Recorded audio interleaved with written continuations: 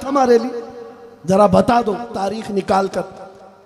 हर जमाने में चैलेंजेस रहे और बातिल का हक के साथ ये मारका आरा होना हमेशा लगा रहा। सतीजाकार रहा है अजल से ताइमरोज, शरारे बुलहबी से चिराग मुस्तफवी। अरे 313 निहत्ते निकल मैदान बद्र में आए, उन्होंने ये नहीं पूछा कि हालात खराब हैं कि अच्छे हैं। उहद में चले गए मेरे नबी के साथ, ये नहीं पूछा हालात अच्छे हैं कि खराब हैं। सबसे बड़ी माइनॉरिटी मैदान में अगर देखना है वो करबला का मैदान है। एक तरफ सिर्फ 82 लोग हैं 72 खानदान के, और इतनी छोटी तादाद में आ गए। उनमें से एक शहजादे ने भी नहीं पूछा हालात अच्छे हैं कि खराब हैं, तादाद सामने वालों की कितनी है। इसीलिए ये मिशन लेकर चलो। इस्लाम तादाद के भरोसे पर नहीं, अपनी हक्कानियत के भरोसे पर जिंदा रहता है। अगर तुम हक के साथ हो, तन्हा भी हो खड़े हो जाओ, तुम्हारी आवाज को पहुंचाना ये मौला की शान है। आज आपको मैं बताऊं, नामूसे रिसालत पर हर एक मोमिन की जिम्मेदारी, हर एक मोमिन की जिम्मेदारी। अगर हुजूर की शान में कहीं गाली गलोच हो तो क्या आपको अच्छा लगता है? किसी भी मोमिन को अच्छा नहीं लगता। कलेजा मुंह को आता है, दिल तड़पता है, हर मोमिन दर्द के मारे कराहता है। यह हमें पता है, क्योंकि जिसके अंदर राई के दाने के बराबर भी ईमान होगा, अरे वो अपने माँ बाप की गालियां तो सुन सकता है, अपने नबी की नहीं। उसका मसलक है, उसका ईमान है। लेकिन एक बात मैं आपको बता रहा हूं, लोग ये समझते हैं काम करने के लिए बहुत बड़े मैदान की जरूरत है। उलमा अब यहां से निकल कर जा रहे हैं, ये सोचते हैं बहुत बड़े मदरसे का मुझे प्रिंसिपल बनाया जाए, या शहर की सबसे बड़ी जामा मस्जिद का मुझे खतीब बनाया जाए, ताकि मैं दीन का काम कर सकूं और फैला सकूं। यह असबाब ठीक है, खालिक के असबाब ने बनाए, लेकिन इतने जरूरी नहीं होते। आपको 2 साल पहले जिस पाखंडी कुत्ते के भौंकने की आवाजें आ रही थी दिल्ली की सरजमीन से, जो हुजूर की शान में बकवास करता रहा, ये सबको पता है। उस वक्त कौन ऐसा मुसलमान है जो खामोश रहा होगा?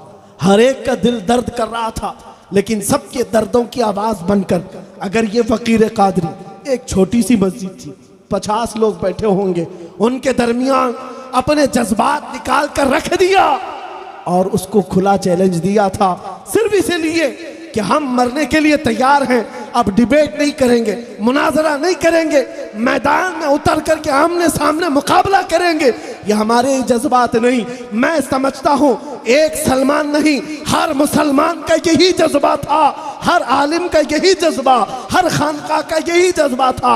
आवाज हमारी उठी, लेकिन आपको मैं बताऊं 50 लोगों के दरमियान आवाज उठाई गई थी। छोटी मस्जिद जरूर थी, महीना नहीं गुजरा था, अमेरिका से मुझे मैसेज आ रहे हैं, न्यूजीलैंड से आ रहे हैं, अफ्रीका से आ रहे हैं, सहराए अफ्रीका से, मिस्र से, ट्यूनिस से, अरब से, पाकिस्तान से, हिंदुस्तान के कोने कोने से लोगों तक ये आवाज पहुंची। हर आलिम सराहता है, हर जमात खड़ी है। जितने लोगों के मैसेजेस आए हैं, ये पढ़ते पढ़ते सालों लग जाएंगे जो मेरे पास मौजूद है। लोगों ने अपने लेटर हेड लिखे, अपने खिताबात अरसाल किए, अपने मकतूबात भेजे, और हर एक ने यह कहा जब नबी की बात आई है सारे इख्तिलाफात पीछे, हम आपके साथ शाना बशाना खड़े हैं। यह बात इसलिए अर्ज कर रहा हूं, मेरे मुस्तफा की इज्जत की बात करने के लिए, दीन का काम करने के लिए बड़ी बड़ी कॉन्फ्रेंसों की जरूरत नहीं। अगर ईमान के साथ तन्हा भी पुकारो, मौला चप्पे चप्पे में तुम्हारी आवाज पहुंचा दे।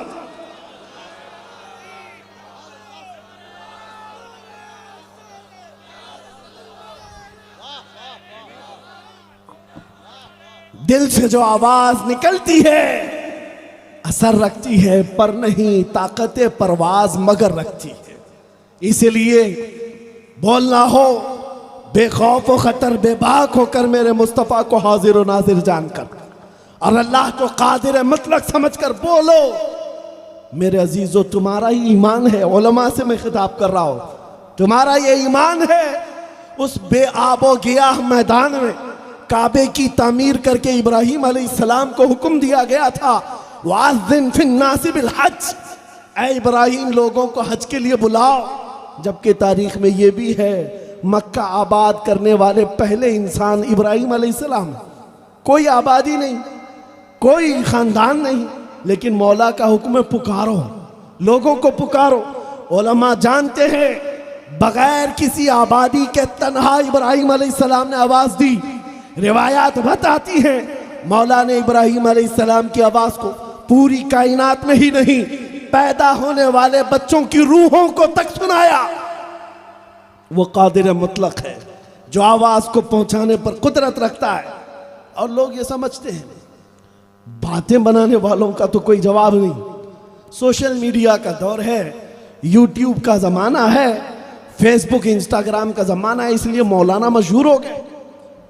यूट्यूब में सैकड़ों और भी हैं, हजारों की तादाद में रोज व्लॉग बनाने वाले भी मौजूद हैं, बहुत है।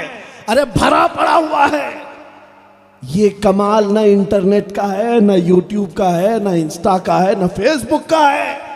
हमारा ईमान सिर्फ इतना है, मेरे नबी की इज्जत पर बोलो, वो 70 दरवाजों के अंदर भी बंद रहे, मौला उसकी मोहब्बत पूरे मखलूक के दिल में डालता। रब तबारक व तआला उसकी मोहब्बत मखलूक के दिल में डालता है।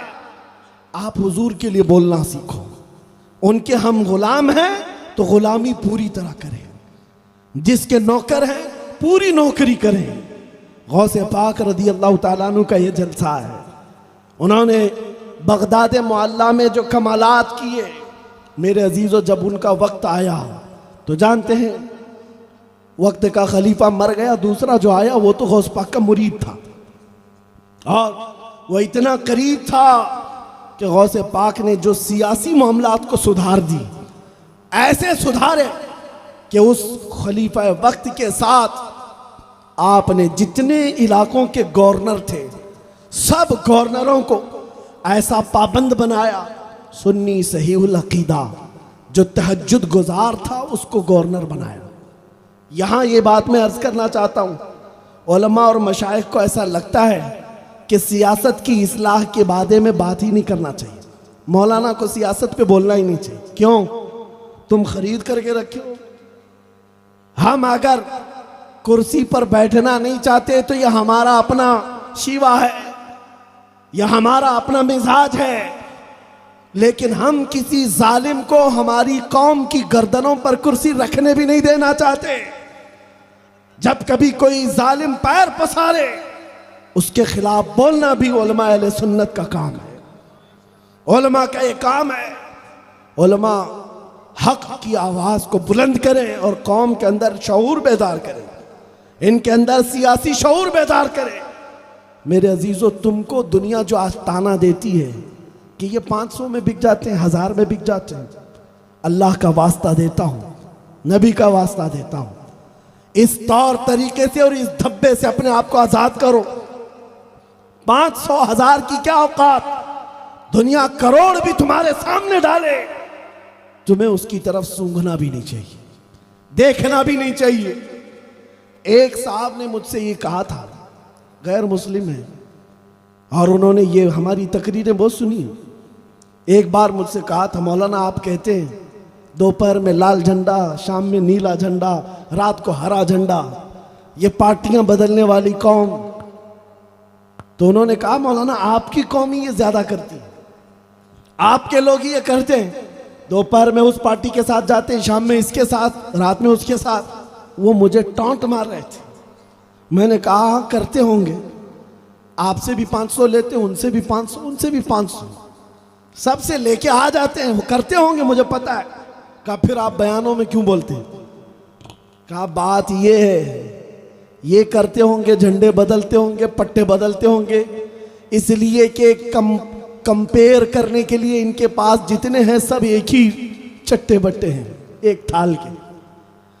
कंपेयर करने के लिए इनके पास कोई है नहीं, वो भी इतना ही, ये भी उतना ही, वो भी उतना ही, इसलिए जाते हैं सबके साथ। लेकिन कसम खुदा की, मैंने जो उस बंदे को कहा था आज आपके सामने दोहरा रहा हूं, और अहले बासनी का भी यही जज्बा हो।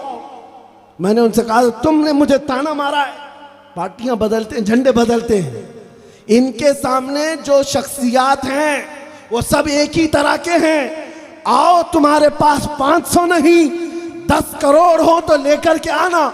मैं अपने मोहल्ले का या किसी भी मुसलमान बस्ती का एक नौजवान तुम्हारे सामने लाऊंगा, कोई आलिम दीन नहीं, कोई परहेजगार मुत्तकी नहीं, नॉर्मल किस्म का एक नौजवान तुम्हारे सामने बिठाऊंगा। 10 करोड़ की दौलत लेकर बैठना और उसके बाद उसको ये नहीं पूछना 10 करोड़ लोगे कि कांग्रेस के पास जाओगे, 10 करोड़ लोगे कि बीजेपी के पास जाओगे, बल्कि रखे रहो 10 करोड़ एक तरफ गुंबद खजरा की तस्वीर रखना।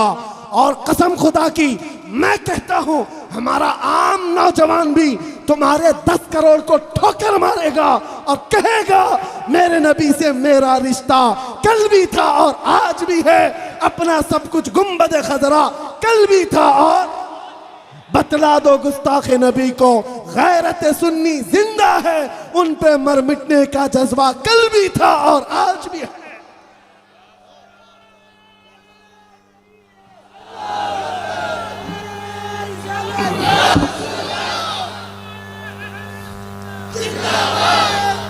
मैंने जो बात कही वो हक है या नहीं है?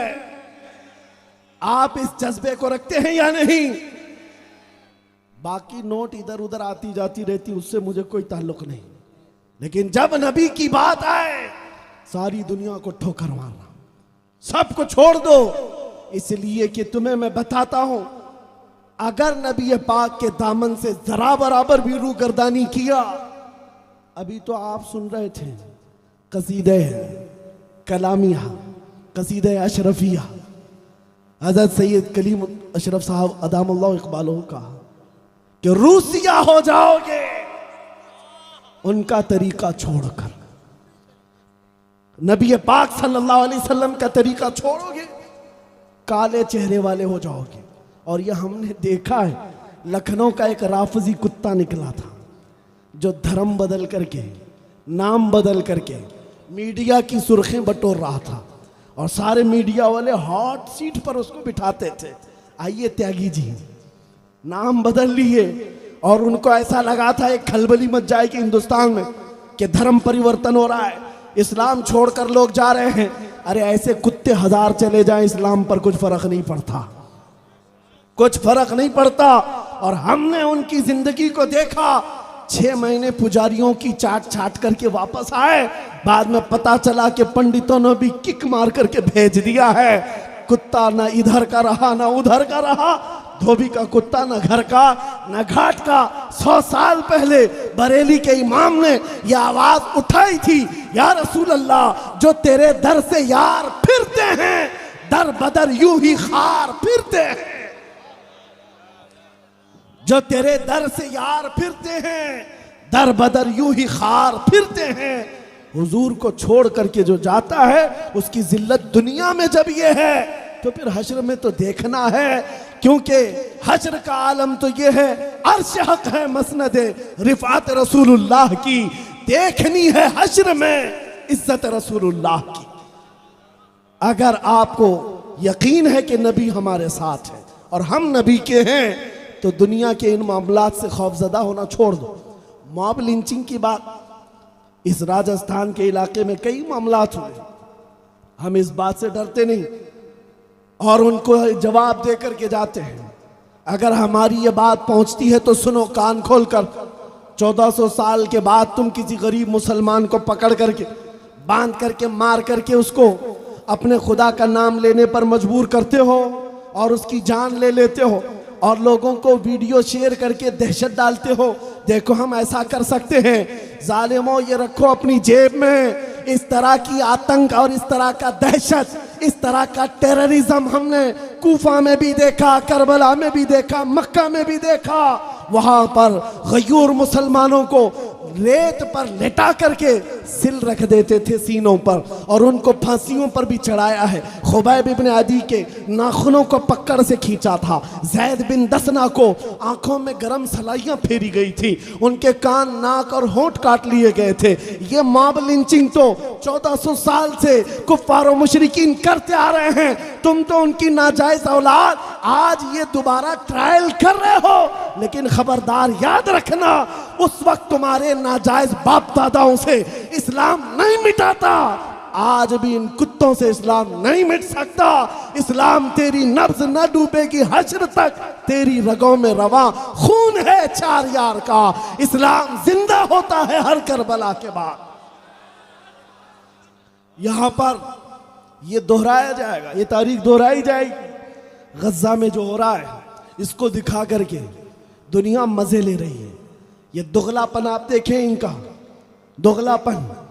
यूक्रेन पर रशिया बमबारी कर रहा था, तभी इनके मुंह में दही जमा हुआ था। क्यों? रशिया इनका दादा है, बोल नहीं सकते उसको कि वो आतंकवाद है या फिर वो टेरर अटैक कर रहा है। नहीं, वो तो वार है, बैटल है, जंग है। और यहां एक मुट्ठी भर जमात अपनी जमीन के लिए लड़ रही है। वो दहशतगर्द है, वो टेररिस्ट है, उसका नाम भी ना लो। ये दोहरा मेयार तुम्हारे पास क्यों आया? बात सिर्फ इतनी है, तुम्हें आतंक, दहशत और टेररिस्ट से कोई मतलब नहीं। बात सिर्फ इस्लाम और कुफ्र की है। बात सिर्फ इस्लाम और कुफ्र की है। इस्लाम जहां आया तुम्हारे दिल में कीड़े पड़ गए। इस्लाम जिस जगह नजर आया तुम्हारे पेट में सांप लौटने लग गए दुश्मनी के।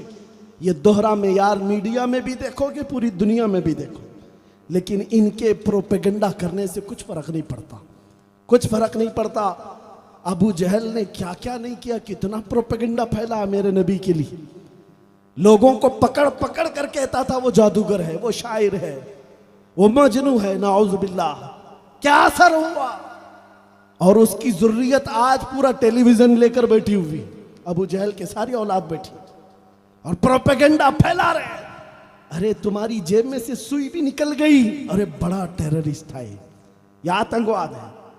और कहीं कोई दूसरा पूरा बम भी उड़ा दे, अरे नहीं वो तो गलती से उड़ गया होगा, वो ट्रायल कर रहा होगा, उड़ गया होगा। ये दोहरा मेयार देखते जाना और अपना ईमान मजबूत रखो, अपना ईमान मजबूत रखो। मुझे शर्म आती है उस वक्त जब इस तरह का दोहरा मेयार रखने वालों के पीछे हमारी कौम जय जय करते हुए भागती है। तुम्हें जरूरत नहीं किसी की जय विजय क्यों पुकारे, क्या गरज हमको।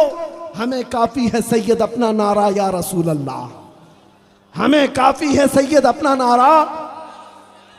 बस मैं अपनी गुफ्तगू को खत्म करता हूं, वक्त बहुत हो चुका। मेरे अजीजों,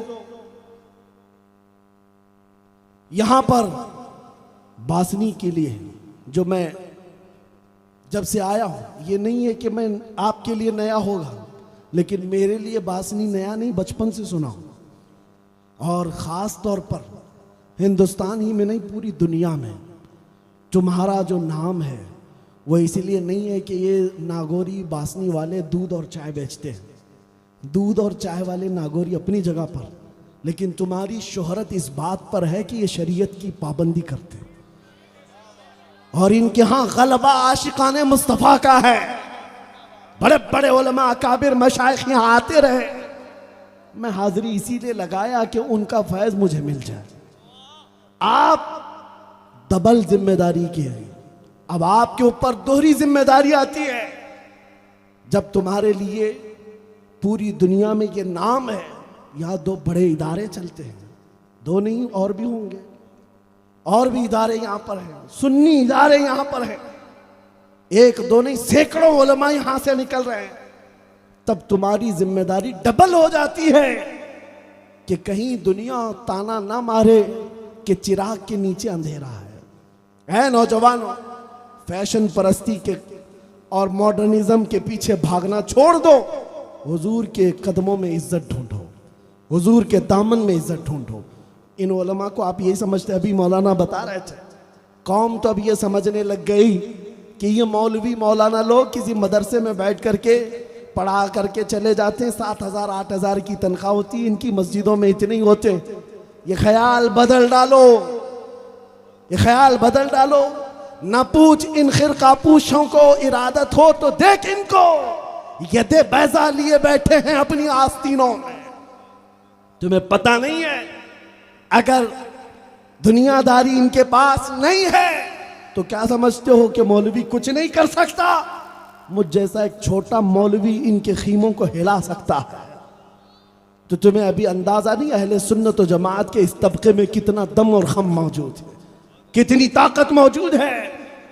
आप ये समझते हैं कि ये मौलवियों को खाली मस्जिद की इमामत और मदरसे की मसनद संभालनी आती है? नहीं, पूरे तुम्हारे दीन की फसील बन करके, पूरे तुम्हारे अकीदे के मुहाफिज बन करके जिंदगी भर तुम्हारे साथ हैं। बल्कि यूं समझ लो, इमाम गजाली रहमतुल्लाह ताला अलैह फरमाते हैं, अन्नास कुल्लुहुम मौता इल्लल उलमा। इंसान ये जितने हैं सब मुर्दा हैं, सिर्फ उलमा जिंदा है, इल्म वाले जिंदा हैं, इमाम गजाली फरमाते हैं। लेकिन साथ में आपने और भी फरमाया है, उलमा इस बात पर ये ना समझ ले कि हम जिंदा हैं, ये मुर्दे हैं। उलमा के बारे में आपने फरमाया, कौन से उलमा जिंदा हैं जो अपने इल्म पर अमल करते हैं? और फिर आपने फरमाया अल्लाह की खशियत रखते हैं, वो उलमा जिंदा हैं। बहरहाल यहाँ पर भाषणी वालों की ये डबल जिम्मेदारी है, इश्क रसूल का चिराग रोशन करो, अपने बच्चों की तरबियत पर ख़ास तवज्जो दो। मैंने शुरू में एक जुमला कहा, अगर हमारी तकरीरों से असर नहीं लेते तो गज़ा और फ़िलिस्तीन के बच्चों से तो असर ले लो। उनकी छोटी बच्चियाँ, 5 साल की एक बच्ची को मैंने देखा, मेहंदी के कोन से अपने नाम लिख रही है, और दूसरी बच्चियाँ, अरे जिनके घरों पर जंग है, मिसाइल अब गिरा कि तब गिरा, रात सोते हैं तो उनमें किसी को खबर नहीं, सुबह उनके टुकड़े मिलने वाले हैं, क्या होने वाला है। लेकिन मेहंदी कहाँ लगाई जाती है? शादियों में, खुशियों के मौके पर वो बच्चियां मेहंदियों से अपने नाम लिख रही हैं। किसी ने पूछा, बच्चियों क्या कर रही हो? कहा, कल को जालिम इजराइल अगर मिसाइल से हमला करे और हमारे टुकड़े हो जाएं, अगर हाथ बचा रहेगा तो हमारे बाप नाम देख करके पहचान तो सकते हैं, नाम देख करके वो हमें पहचान लेंगे कि ये मेरी बेटिया है, मेरी गुड़िया है। 5 साल की बच्ची के अंदर शहादत का जज्बा मौजूद है। कौन सा दूध पिलाया उन माओं ने, कौन सी तरबियत की है उन बच्चियों की। इसीलिए मैं कह रहा हूं, हम तो चिप्स पैदा कर रहे हैं। हमारे यहां क्या है, छोटी सी चीजों से घबरा कर बिलबिला उठे, भाग खड़े हो गए। आला हजरत ने लिखा है, उलमा सुनो, आला हजरत फरमाते हैं, जो बुज़दिल है उसे दीन की खिदमत करने के लिए आगे आना ही नहीं चाहिए। आएगा तो मिशन को नुकसान पहुंचाएगा, नुकसान पहुंचाएगा। हुजूर पाक की शुजाअत, मौला अली की शुजाअत, ये सिर्फ तकरीरों में बोलने के लिए नहीं, अपने जलसों में बयान करने के लिए नहीं, मैदान में खड़े रहो। जिस वक्त जिस तरह की मुसीबतें आए उनको सह लेना, ये असल जिंदगी है। ऐ नौजवानों, उठो, वो घर ना हश्र ना होगा फिर कभी, दौड़ो के जमाना चाल अपनी चल गया। आज दिल रंजीदा जरूर है, दुखता बहुत है। हमारी हैसियत कुछ नहीं कि हम फिलिस्तीन पहुंच सके, हम जा सके गजा के उन बच्चों पर, लेकिन उन सऊदी अय्याशियों पर, उन इमाराती बहरैनी और दीगर ममालिक की अय्याशियों पर भी दिल जलता है। ये दुनिया उनको शयूख अरब कहती है, उनको मशाइख कहती है। उनके सफ़ेद जुब्बे और उनके सफ़ेद चमाक पर जाकर तुम ये समझते हो ये इस्लाम के दिल दादा। यहूदियों ने उनके दिलों पर ऐसी हुकूमत तारी की है, वो खून बहता हुआ बच्चों का देख रहे हैं और इधर पिज्जे बर्गर खाते हुए बैठे थे। इसलिए ऐ नौजवानों, तुम्हारा दिल अगर रंजीदा है तो जाहिर सी बात है, हमारी तकरीरों के बाद हर कोई ये पूछता है हमें क्या करना चाहिए। करना तो चाहिए। अगर हम पहुंच नहीं सकते तो जालिम जिस बात से डरा हुआ है उस चीज को फिर से पैदा करो। जालिम जो डरा हुआ है सिर्फ इस बात से कि फिलिस्तीन के बच्चों का ईमान पूरी दुनिया में आने ना पाए, तुम अहद करके उठो, हमारा हर बच्चा लब्बैक या अक़सा कहने वाला हो जाए, हमारा हर बच्चा जज्बा शहादत लेकर के पैदार हो। नौजवानों के दिलों से खौफ निकालो, डर निकालो। कब तक जियोगे? ये मुजरे करते हुए टिकटॉक पर रात भर जिंदगी गुजारने वाले, तुम्हें क्या लगता है गेम खेल करके जिंदगी गुजर जाएगी?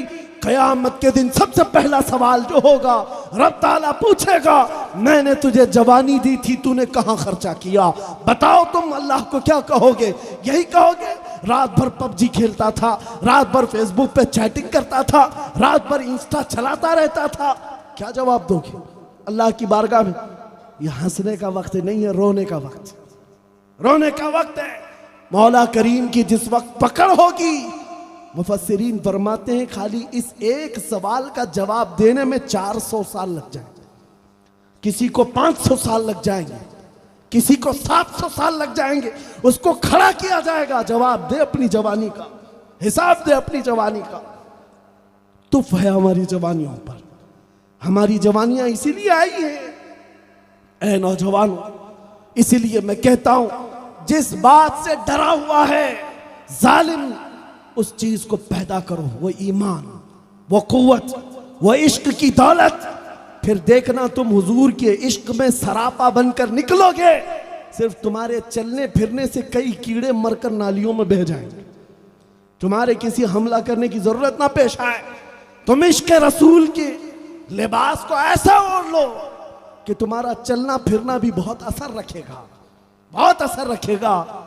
क्योंकि अल्लाह का वादा है, वो अल्लाह अपने हबीब की इस उम्मत का रौब दुश्मनों में डालेगा।